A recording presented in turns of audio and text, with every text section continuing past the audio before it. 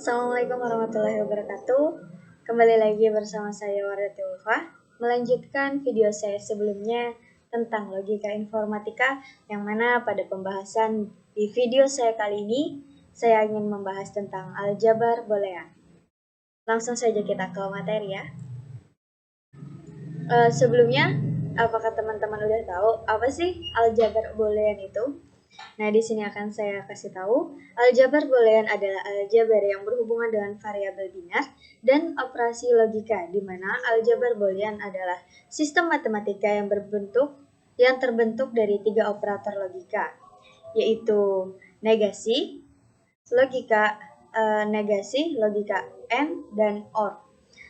Selain simbol logika 0 dan 1 yang digunakan untuk merepresentasikan input dan atau output digital, kita juga dapat menggunakan sebagai konstanta pada rangkaian terbuka atau rangkaian tertutup secara permanen.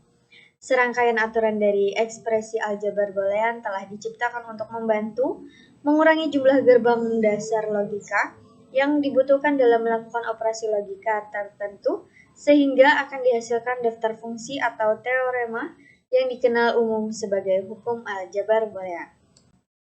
Nah, di sini ada beberapa hukum atau sifat aljabar boolean. Yang pertama, hukum komutatif. Nah, hukum komutatif menjelaskan bahwa pertukaran atau perubahan urutan variabel input atau sinyal masukan sama sekali tidak mempengaruhi variabel output suatu rangkaian logika. Contohnya seperti ini. Nah, ini adalah bentuk dari hukum komutatif pertukaran untuk aljabar boolean. Nah, yang kedua ada hukum asosiatif. Apa sih hukum asosiatif itu? Hukum asosiatif menjelaskan bahwa perubahan urutan penyelesaian operasi pada variabel tidak akan mempengaruhi variabel output suatu rangkaian logika. Nah, di sini adalah rumusnya. Asosiatif itu pengelompokan, jadi yang sini A ditambah dalam kurung B tambah C sama dengan di sini yang di asalnya yang di kurung itu adalah B dan C, di sini sama dengan A tambah B. Jadi seperti ini bentuknya, berlaku juga untuk perkalian juga sama. Selanjutnya ada hukum distributif.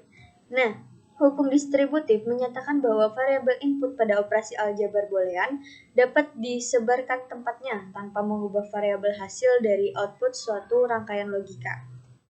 Ini adalah penjabaran dari rumusnya. Sini A dikali B tambah C sama dengan seperti bentuknya sama seperti A dikali B ditambah A dikali C. Sama seperti ini, atau ingin ditambah kurung juga bisa seperti ini. Selanjutnya, prioritas operasi aljabar boolean. Nah, teman-teman tahu nggak sih, untuk operasi aljabar boolean ini sendiri juga punya prioritas loh. Teman-teman mau tahu? Ini ya. Pada teori aljabar boolean dikenal 3 operasi logika, yaitu operasi logika OR, AND, dan NOT, sehingga dapat dihasilkan sebagai bentuk fungsi logika. Demi memudahkan dalam pengoperasiannya, maka dipergunakan tanda kurung untuk memberikan prioritas.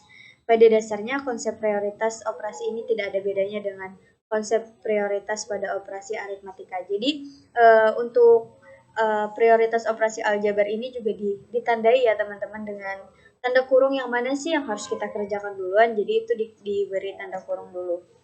Nah, ini juga ada aturan prioritas dari operasi aljabar boolean. Yang pertama, bila terdapat tanda kurung maka diselesaikan terlebih dahulu, sama seperti yang sudah saya sebutkan tadi, bahwa untuk kata-kata atau operasi aljabar yang mana terdapat tanda kurung maka itu dikerjakan terlebih dahulu.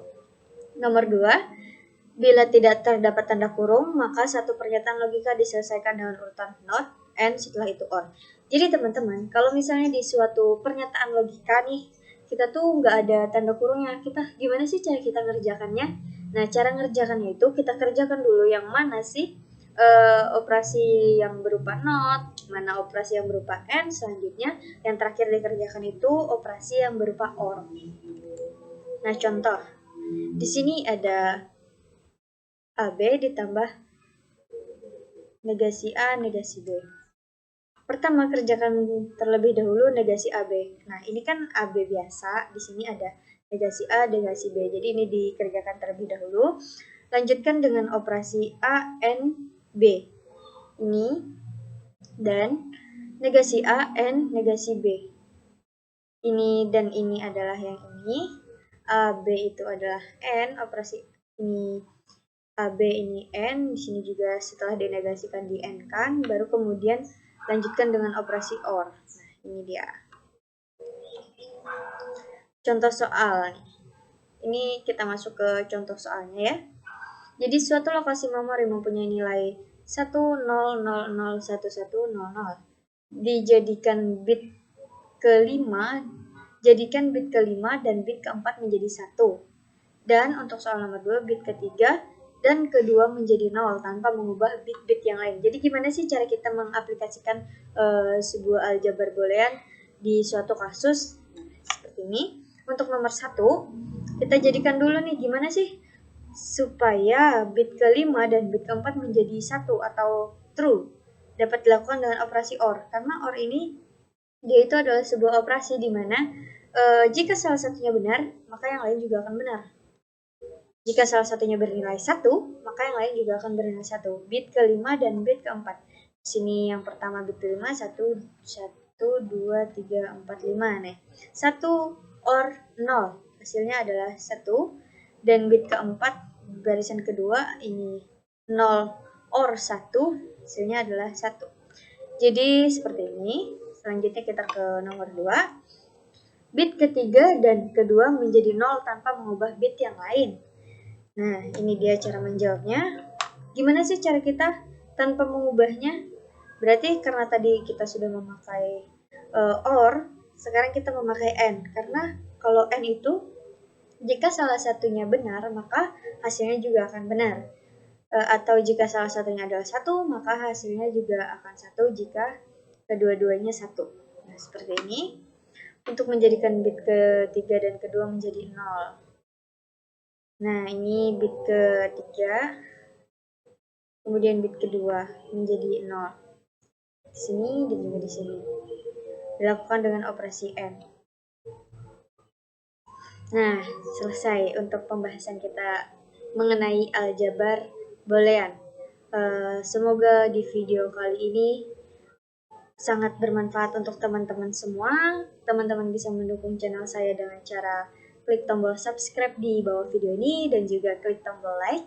Selanjutnya, jika teman-teman merasa video saya ini sangat bermanfaat, teman-teman bisa men-share video ini sebanyak-banyaknya, serta jika ada kekurangan dari video yang saya buat ini atau ada kesalahan dari penyampaian saya maupun materi saya, teman-teman bisa meninggalkan jejak komentar berupa kritik dan saran yang membangun untuk video saya. Kurang lebihnya saya mohon maaf. Wabillahi taufiq wal hidayah. Wassalamualaikum warahmatullahi wabarakatuh.